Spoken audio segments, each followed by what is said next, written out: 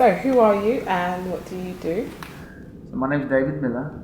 I also run a management company called 7 Grand Management. We have 6 or 7 artists signed to us. A couple have been picked up by labels, Curtis Fields by Epic Records and Dylan Cooper by RCA. Oh, nice. Okay. And to kickstart off things, we've obviously done a little bit of research. We understand obviously you're a Londoner from the UK. Originally. Mm-hmm. And you moved over to the States to sort of more or less progress your career. Mm-hmm. What problems did you face in the UK as to why you felt it necessary to move abroad? That's I could give you a very controversial answer to that, but the UK, I've realised since living in the US, is an island. Now people might say, "Oh, yeah, that's obvious." Well, no, it's not obvious when you live here. You kind of feel like it's a major market. It's an immense landscape. But when you take yourself out of it and you look back, you realise, especially in a person of colour, you realise that, or anyone ethnic, I should say, that there's an island mentality, there's a siege mentality that exists here. They want to protect their culture, protect their borders, protect what they have in place, which is pretty well organised compared to a lot of other countries. Mm. When you travel the world, you realise that there aren't that many countries that have the infrastructure the UK have. You know, drainage, sewage, stuff that we take for granted. Farmland, the country split up into counties that are organised and have, governors and mayors, and there's a rail infrastructure that goes to all parts of the country, and just general public responsibility that exists.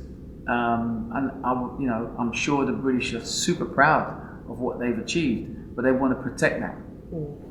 And an example of how much they want to protect it was the way that the black community were invited from the West Indies in the late 50s to come in and help rebuild the country after the war and help develop the infrastructure. And 20, 30 years later, they decided they weren't going to let any more people from the Caribbean come in and stopped issuing visas. All that being said, that manifests itself to the next part of which I was. And unless you had the right type of parents or family or friends or infrastructure to help you survive and assimilate and get on and manage this process, you would fail, like most of the young black boys especially did. And then that manifests itself all the way to when you're trying to get a job. There was no real support system in the schools, no understanding of our way of life and what we needed. In America, they have a different set of rules. They have affirmative action, which is used when it needs to be used. They had nothing like that in the UK. It was like, get on with it and do it. And it was just impossible for our culture to survive. And then when there was infrastructure in place, and we all had, our uncles and aunts and cousins had jobs on the tube and doormen and security of clubs and on the building site, then they stopped letting our extended family from travelling to the country. They wouldn't issue any visas. So really, it seemed like a plan. Now, that kind of reflects itself for a young black man trying to develop a career and have a family and live in Notting Hill, Wanstead, Wimbledon, just like he sees the rest of the middle class who are naturalised in the UK. When he wants to achieve that, it's very difficult for him to, because no one helped him understand that he needed a university degree to compete. no one helped him understand that he needed to articulate in a certain way and present himself in a certain way that was befitting for a white middle class 50-year-old man to connect to and be able to feel comfortable enough to offer that young black boy a job. He doesn't relate. The black boy can't relate, and he can't relate to the black boy. So there you have that divide. And here we are 25, 30 years later. I'm talking about at the time, in the 80s, creates frustration. And then you had the riots and, police brutality, young blacks being arrested for walking down the street doing nothing, the sus law. It's well documented. And so I got to the end of the 90s, and I think it was 2001, and I realized that unless I'm working for myself, which fortunately I had the opportunity to do throughout most of the 90s, I'm not going to have a career. Yeah. So I was fortunate enough to be offered a job in the States, and then it was just a different ballgame. I ran a company called Drum through the whole of the 90s, and I was fortunate enough to have the entrepreneurial skills to develop my company and get work as a consultant. I saw a gap in the market. It was a golden age for urban music. Yeah. It was something that as a young black boy I felt that I could make money doing, and that again the white middle class who controlled the music industry could actually give me work, and I could make money, and that's what I did. But at the end of the 90s, it was like I could see my revenue dropping a little bit year on year over like 99, 2000. No, it was like 97 to 98, I think, because the black music that was coming out of America was like the pop music of the day. It was Alicia Keys, it was Usher, it was Pink, it was Pink's first album. It was Busta Rhymes, it was Missy Elliott, and I think all the product managers and the marketing staff within the labels really understood the music a lot better. It was the music of the day. It was the only thing they could plug to radio and TV, so heads of music understood, and they kind of went with it. You know what I'm saying? So as a result of my fortunate success in the UK throughout the 90s, I made a lot of connections, built a good reputation for myself. So I didn't apply for anything. I was actually offered a job. Okay. And I took it and I went. So obviously you had, is it drummer? Drum. A company called Drum. So was it when you got to the States that you began 7 Grand? Yeah, no, so here's the thing, like I said, towards the end of the 90s, I realized that I needed to move on from Drum, because the essential part of the income was, marketing plans and urban music consultancy. Yeah. So, and that was being taken back in-house. So one of my biggest clients, which was Arista BMG at the time, who had a bunch of artists. I think J Records was going through there, Bad Boy was going through the label. There was a lot of stuff that they were signing and that was being successful at the time. I went to work for them from like 99 to 2002 or something like that, for 2-3 years, and it was a nightmare. It was great in one way that I got into the label and was able to work within the corporate structure, frontline marketing and stuff like that, with some great people. One of my most influential mentors, Mervyn Lynn, and the head of the company at the time was a guy called Jed Doherty, who was head of Sony BMG for years. Irishman, incredible executive, right? But there were still people within the company that were insecure, very protective of their area, didn't understand diversity, didn't want to understand it. So there were politics, I did very well when I was there, a lot of success. Then there was, envy, jealousy, bad feelings. You know what I'm saying? Here's this guy coming in on our turf, sort of like doing so well, thriving. And it was horrible. And remember, I was coming from a place of working for myself, so I think I made some mistakes politically but I just didn't understand it. I thought it was about winning, not the way you won. Yeah. But you live and learn. Yeah. And I could have done a few things better myself, I think. But so during that time, I realised it wasn't for me, and then I was offered a job, and I just quit and went to the States. Great.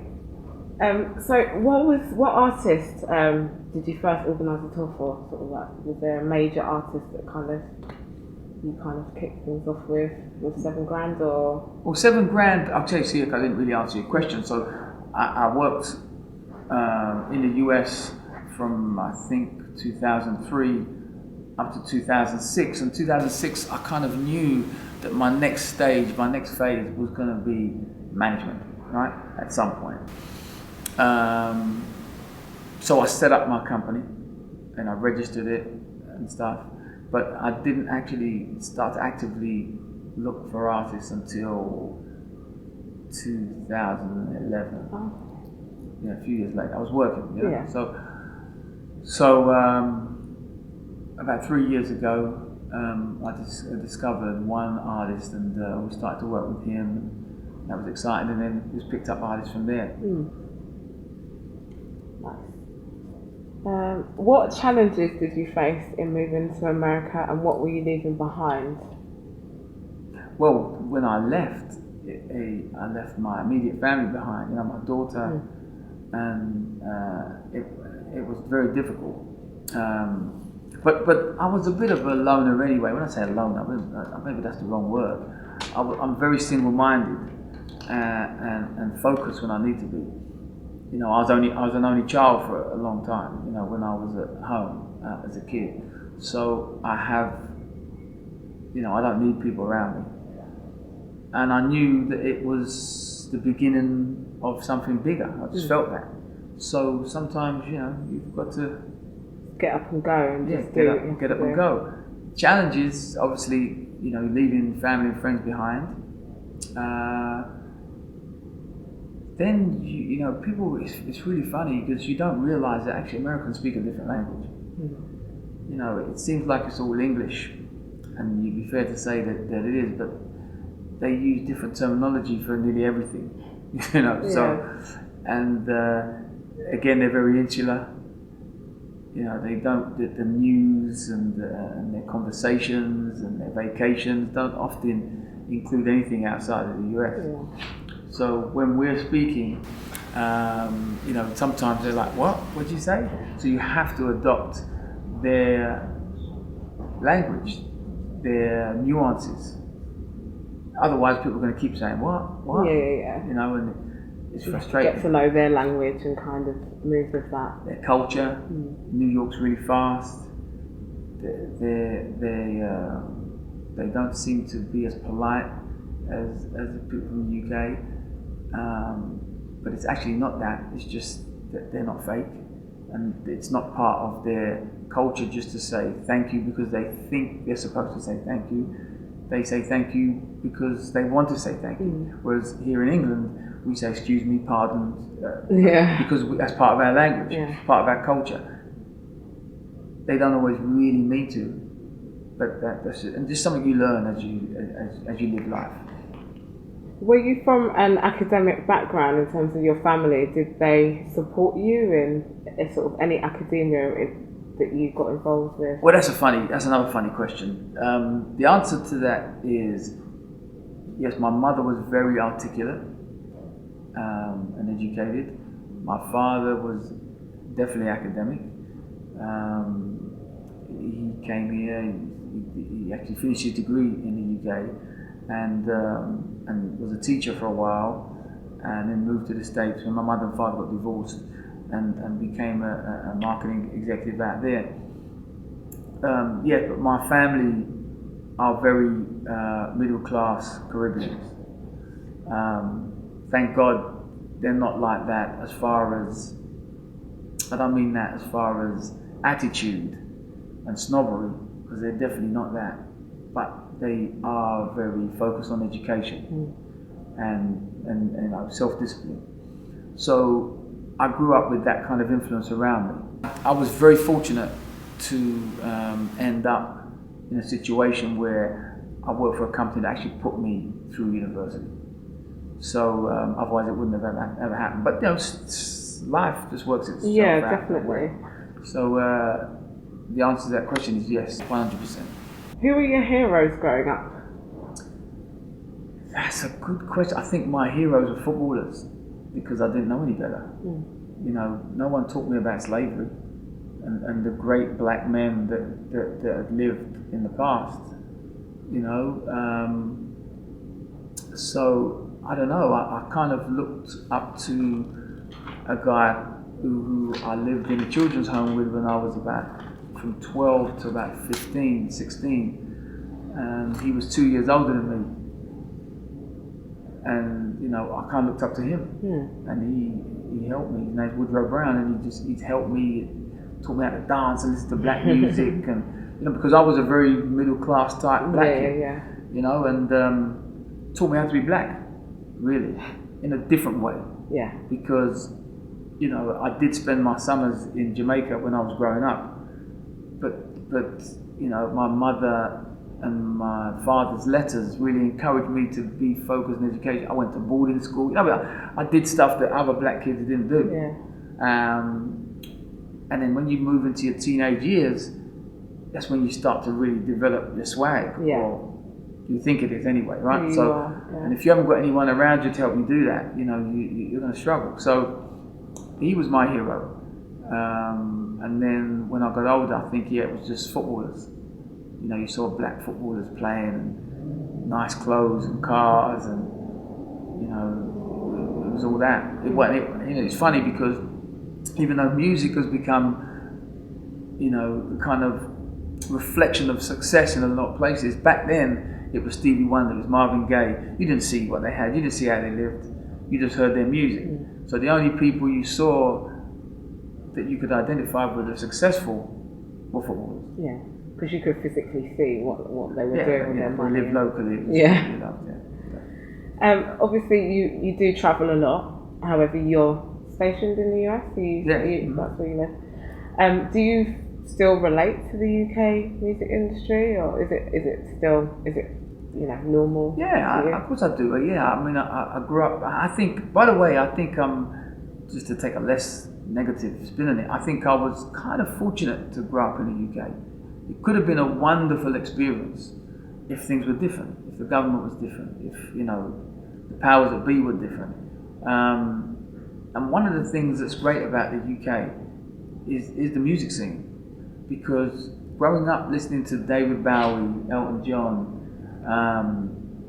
you know, Eric Clapton, and then, you know, even the modern day, at the time, pop stars like George Michael, you know, and Wham, and all those kind of new romantic bands, Adam Ant, you know, I think it's Tony Hadley used to sing, and lead singer of a band, and I just can't remember the name of it right now, but there were some amazing artists, and radio and TV would showcase all of them together. I mean, Radio 1 still do it, you know, Jay-Z alongside, you know, James Morrison, and Oasis, and I think that's very important to show diversity. Very important, and America needs to learn from that. I think. I'm not sure if they ever will, but we'll see.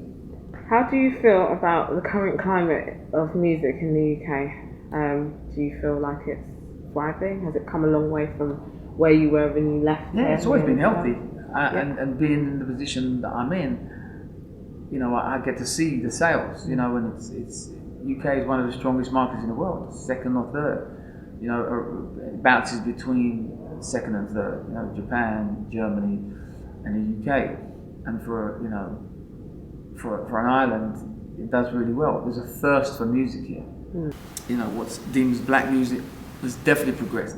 Once people stopped trying to be Nas and Jay-Z, and actually got it together and created music that resonated with the locals here and reflected what UK culture is, I think that it's gone from strength to strength, and you know, some of it is real local and grimy and low key. It will never ever be commercially successful, but I think the peak is someone like Tiny Temper. Yeah. Do you know what I'm saying? It shows how incredible we can be, you know, if we're given the opportunity to shine.